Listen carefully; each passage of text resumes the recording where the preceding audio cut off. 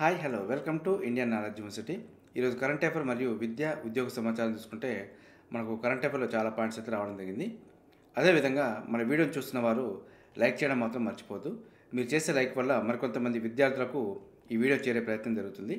మన ఛానల్లో ప్రతిరోజు మార్నింగ్ అయితే ప్రామాణికమైన 2 దినపత్రికల్లోని కరెంట్ అఫైర్ మరియు విద్యా ఉద్యోగ సమాచారం అయితే సేకరించి మన ఛానల్లో అయితే రావడం జరుగుతుంది. ఈ కరెంట్ అఫైర్ మరియు విద్యా ఉద్యోగ సమాచారం అయితే మీ ప్రిపరేషన్కి అయితే ఎంతగానో ఉపయోగపడుతుంది. వివరాల్లోకి వెళ్తే దొడ్డిదారిన ఉద్యోగాలు పొందిన వాళ్ళు రాజీనామా చేయండి అంటూ మనకు ప్రముఖంగా అయితే రావడం జరిగింది.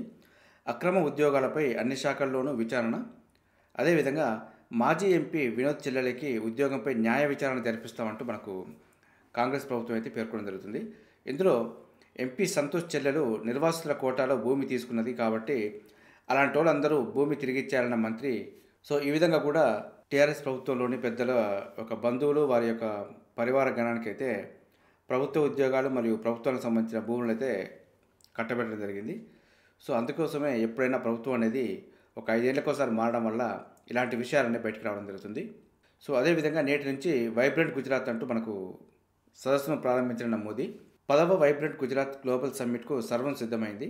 133 దేశాల మంత్రులు, దౌత్యవేత్తలు, ప్రతినిధులు, ప్రముఖ కంపెనీల సీఈఓలు పాల్గొనే ఈ 3 రోజుల సదస్సును ప్రధాని నరేంద్ర మోదీ బుధవారం ప్రారంభిస్తారంటూ మనకు ఇవ్వడం జరిగింది. ఇందులో మనకి యుఏఈ అధ్యక్షుడు Sheikh Mohammed bin Zayed Al Nahyan, అదేవిధంగా తూర్పు తిమోర్ అధ్యక్షుడు జోస్ రామోస్ హోర్జా, మొజాంబిక్ అధ్యక్షుడు ఫిలిప్స్ నూయిసీలతో ఆయన మంగళవారం వేరువేరుగా సమావేశం అయ్యారంటూ మనకు ఇవ్వడం జరిగింది.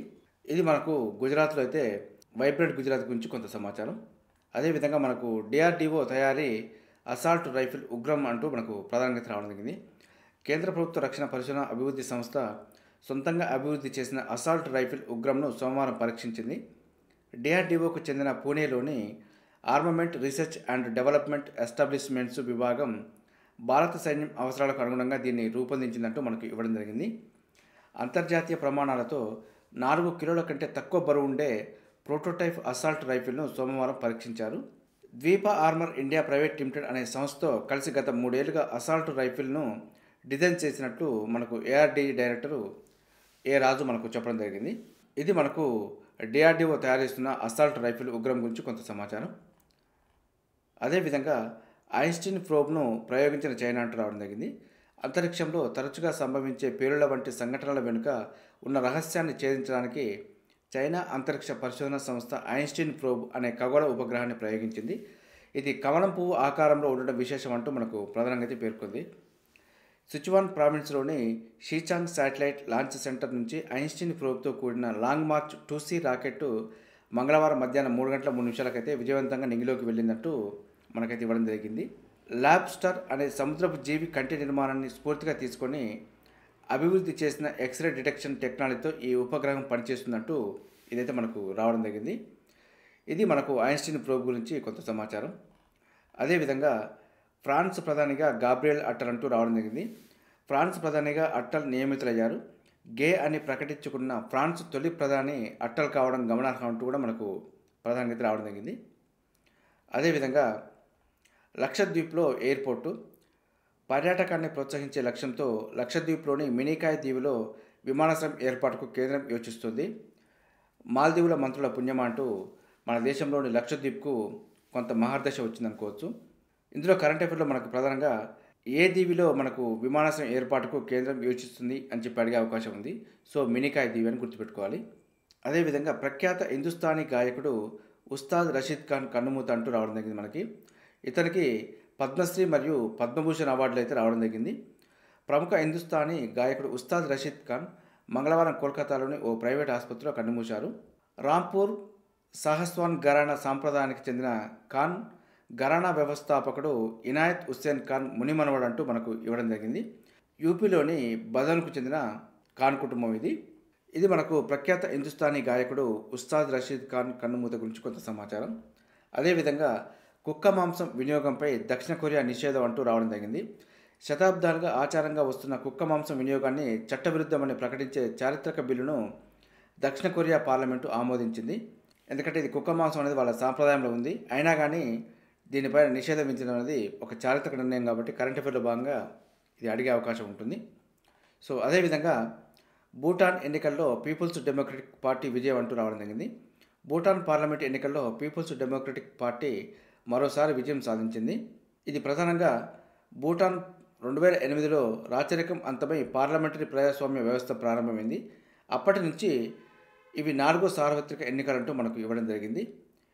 ఇది భూటాన్ ఎన్నికల్లో పీపుల్స్ డెమోక్రటిక్ పార్టీ విజయం గురించి కొంత సమాచారం. అదేవిధంగా జూలై 7న నీట్ పీజీ పరీక్ష, national eligibility entrance test PG పరీక్షను ఈ ఏడాది జూలై 7వ తేదీకి రీషెడ్యూల్ చేసినట్టు national board of examinations in medical sciences మంగళవారం తెలిపింది. ఈ పరీక్షకు కట్ ఆఫ్ అర్హత తేదీ ఈ ఏడాది ఆగస్టు 15గా పేర్కొంది. నీట్ పీజీ పరీక్షను మార్చి 3వ తేదీన నిర్వహించనున్నట్టు గతంలో ప్రకటించిన విషయం గుర్తు చేసింది. ఈ పరీక్షను సవరించిన షెడ్యూల్ను అనుసరించి జూలై 7వ తేదీన నిర్వహిస్తామని మనకు వివరించింది. ఇందులో మనకి ఎండి, ఎంఎస్, పీజీ డిప్లొమా కోర్సులో ప్రవేశానికి ఒకే ఒక్క అర్హత పరీక్ష NEET PG eligibility cum ranking పరీక్ష అంటూ మనకు ఇవ్వడం జరిగింది. ఇది మనకు జూలై 7న నీట్ పీజీ గురించి కొంత సమాచారం. అదేవిధంగా ఎంప్లాయ్మెంట్కి సంబంధించి కొన్ని నోటిఫికేషన్ చూసుకుంటే భారత వాయుసేనలో అగ్నివీర్ వాయు పోస్టుకు సంబంధించి నోటిఫికేషన్ రావడం జరిగింది. సో మనకు ఆన్లైన్ రిజిస్ట్రేషన్ ప్రారంభ తేదీ జనవరి 17 నుంచి చివరి తేదీ ఫిబ్రవరి 6వ తేదీ వరకు ఇవ్వడం జరిగింది. పూర్తి సమాచారం కోసం అయితే అగ్నిపత్ వాయు .cdac.in అఫీషియల్ వెబ్సైట్లో చెక్ చేసుకోవచ్చు. అదేవిధంగా ఏపీపీఎస్సీలో 897 గ్రూప్ 2 పోస్టులకు సంబంధించి కూడా నోటిఫికేషన్ రావడం జరిగింది. సో ఆన్లైన్ దరఖాస్తుకు చివరి తేదీ జనవరి 10 వరకు ఇవ్వడం జరిగింది. మరొక పాయింట్ చూసుకుంటే యూనివర్సిటీ ఆఫ్ హైదరాబాద్లో 30 పోస్టులకు సంబంధించి కూడా నోటిఫికేషన్ రావడం జరిగింది. మనకు ఆన్లైన్ దరఖాస్తుకు చివరి తేదీ జనవరి 25 వరకు ఇవ్వడం జరిగింది. పూర్తి సమాచారం కోసం యూనివర్సిటీ ఆఫ్ హైదరాబాద్ అఫీషియల్ వెబ్సైట్లో చెక్ చేసుకోవచ్చు. అదేవిధంగా ఎన్టీపీసీ న్యూఢిల్లీలో 25 అసిస్టెంట్ మేనేజర్ పోస్టులకు సంబంధించి కూడా నోటిఫికేషన్ రావడం జరిగింది. ఆన్లైన్ దరఖాస్తుకు చివరి తేదీ జనవరి 18 వరకు ఇవ్వడం జరిగింది. పూర్తి సమాచారం కోసం ntpc.co.in అఫీషియల్ వెబ్సైట్లో చెక్ చేసుకోవచ్చు. అదేవిధంగా మరో పాయింట్ తీసుకుంటే బగబగల సంవత్సరం 2023 అంటూ గత ఏడాది రికార్డు స్థాయిలో భూతాపం అని మనకు ప్రధానంగా రావడం జరిగింది. ప్రపంచ వార్షిక ఉష్ణ రికార్డు గత ఏడాది బద్దలైందని ఐరోపా వాతావరణ సంస్థ కోపర్నికస్ తెలిపింది. భూతాపానికి సంబంధించి అంతర్జాతీయంగా అంగీకరించిన గరిష్ట పరిమితికి ఇది దాదాపుగా చేరువైందని చెప్పి మనకు పేర్కొనడం జరిగింది. ఇది మనకు బగబగల సంవత్సరం 2023 అంటూ ప్రధానంగా పేర్కొంది. ఎడ్యుకేషన్ సంబంధించి మరో పాయింట్ తీసుకుంటే బీబీఏ మరియు బీసీఏ కోర్సులకు ఈసారి ఏఐసిటిఈ అనుమతులు తప్పనిసరి అంటూ మనకు ప్రధానంగా పేర్కొనడం జరిగింది. వైస్ చైర్మన్ అభయ్ జేరే స్పష్టీకరణ. వచ్చే విద్యా సంవత్సరం 2024-25 బీబీఏ మరియు బీసీఏ కోర్సుల అనుమతులకు యూజీసీ నిబంధనలే వర్తిస్తాయని ఆయా కోర్సులు అందించే కళాశాలలు తప్పనిసరిగా ఏఐసిటిఈ అనుమతి దరఖాస్తు చేసుకోవాలని అఖిల భారత సాంకేతిక విద్యా మండలి వైస్ చైర్మన్ అజయ్ బేరే స్పష్టం చేశారు. సో కాబట్టి ఎవరైతే బీబీఏ మరియు బీసీఏ చేయాలనుకుంటున్నారో వారైతే ఏఐసిటిఈ అనుమతులు ఉన్నాయో లేవో అని చెప్పి ఒకసారి చూసుకోవాలి. సైన్స్ అండ్ టెక్నాలజీ మరో పాయింట్ చూసుకుంటే అమెరికా ల్యాండర్ ప్రయోగం విఫలం అంటూ రావడం జరిగింది. మనకి చంద్రుడిపై దింపడాన్ని విరమించుకున్న ప్రయోగ సంస్థ అమెరికా నుంచి 50 ఏళ్ల తర్వాత చందమామపైకి ల్యాండర్ను పంపాలని నాసా ఓ ప్రైవేట్ సంస్థ ద్వారా చేసిన ప్రయోగం విఫలమైంది. పెరిగ్రిన్ అనే వ్యోమనౌకను చంద్రుడిపై దింపాలని నిర్దేశించుకున్న లక్ష్యాన్ని విరమించుకుంటున్నట్లు దాన్ని అభివృద్ధి చేసిన ప్రైవేట్ కంపెనీ ఆస్ట్రోబోటిక్ టెక్నాలజీ మంగళవారం ప్రకటించింది. ఈ మిషన్ లక్ష్యాలను ప్రస్తుతం పునఃసమీక్షించే పనిలో ఉన్నట్టు వెల్లడించింది. లీకేజీ సమస్య కారణంగా వ్యోమనౌక కీలక ఇంధనాన్ని కోల్పోయిందని ఆ సంస్థ తెలిపింది. సో మనకైతే మొత్తానికి 50 ఏళ్ల తర్వాత ప్రయోగించిన చంద్రుడిపైకి ప్రయోగం అయితే విఫలమైందని చెప్పి పేర్కొనవచ్చు. అదేవిధంగా కరెంట్ అఫైర్లో కొన్ని పాయింట్లు చూసుకుంటే మిస్ ఇండియా యూఎస్ఏ 2023 టైటిల్ విజేతగా ఎవరు నిలిచారంటూ ఇవ్వడం జరిగింది. ఇదైతే మనకు రిజుల్ మైని. మరో పాయింట్ చూసుకుంటే అవినీతి భూతాన్ని నిర్మూలించాల్సిన ఆవశ్యకతను గుర్తు చేస్తూ ఏటా ఏ తేదీన అంతర్జాతీయ అవినీతి నిరోధక దినోత్సవం నిర్వహిస్తున్నారంటూ ఇవ్వడం జరిగింది. ఇదైతే మనకు డిసెంబర్ 9. ప్రతిష్టాత్మక IconX solutions best implement of the year 2023 పురస్కారాన్ని గెలుచుకున్న కేరళకు చెందిన ఎన్ఆర్ఐ ఎవరు అని చెప్పి ఇవ్వడం జరిగింది. ఇదైతే మనకు శ్రియా ఫ్రాన్సిస్. చూసారుగా ఇది ఈరోజు సంబంధించి కరెంట్ అఫైర్ మరియు విద్యా ఉద్యోగ సమాచారం. ఇదే విధంగా మన ఛానల్లో ప్రతిరోజు మార్నింగ్ అయితే రావడం జరుగుతుంది. వీటితో పాటు అడ్మిషన్ నోటిఫికేషన్స్ మరియు రిక్రూట్మెంట్ నోటిఫికేషన్ సంబంధించి కూడా ఎప్పటికప్పుడు అప్డేట్ సమాచారం అయితే మన ఛానల్లో అందుబాటులో ఉంటుంది. మన ఛానల్ని చూసిన వారు సబ్స్క్రైబ్ చేసుకొని ఫాలో అవుతూ ఉండండి. ఈ వీడియో నచ్చితే లైక్ చేయండి, షేర్ చేయండి, సబ్స్క్రైబ్ చేసుకోవడం మాత్రం మర్చిపోద్దు. Have a nice day.